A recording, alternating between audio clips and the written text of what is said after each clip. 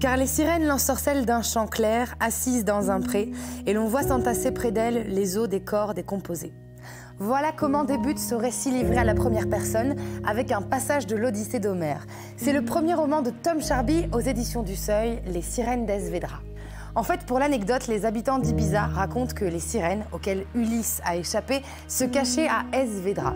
C'est une toute petite île voisine, inhabitée, que ceux et celles qui ont la chance d'approcher qualifient systématiquement de magnétique. Et pour cause, elle est à l'origine de bien des légendes, dont nos fameuses sirènes, créatures mythiques tantôt sublimes, tantôt monstrueuses. Ça, c'est ce que vous devez savoir avant de commencer ce périple très dense avec Juan, un célèbre DJ qui a vécu un peu comme un vampire désabusé à travers les nuits endiablées de l'électro aux quatre coins du monde pendant près de 20 ans.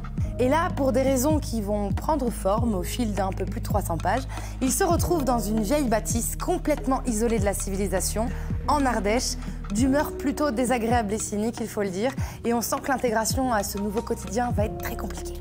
Pas évident de passer des villas remplies de belles filles à moitié nues avec cocaïne et musique à 128 décibels jusqu'au lever du jour, à cette vie presque paysanne au milieu des grands vents du sud en plein mois de novembre.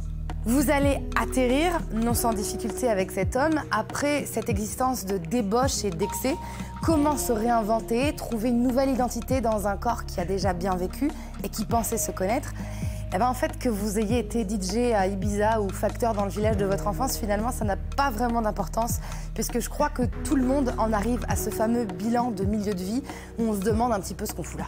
Ce qui est assez extraordinaire dans ce roman, c'est que vous avez la sensation, en l'ouvrant, que vous allez brosser le portrait d'un homme un peu superficiel qui trouve de la profondeur dans une vie plus calme, etc., etc., alors qu'en réalité, tout ça n'est qu'un prétexte pour faire la lumière sur des combats qui ont beaucoup plus d'ampleur. La lutte entre ultracapitalisme et survie du monde rural, comment appréhender l'héritage spirituel et générationnel qu'on lègue à nos enfants, la question de savoir si la bienveillance systématique n'est pas en soi une forme de dictature. Bref, vous avez du pain sur la planche avec ce roman qui sort des sentiers battus.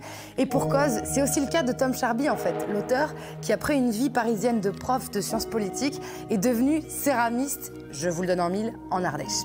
Il y a de l'amour, c'est puissant, c'est drôle, c'est grinçant, parfois cruel.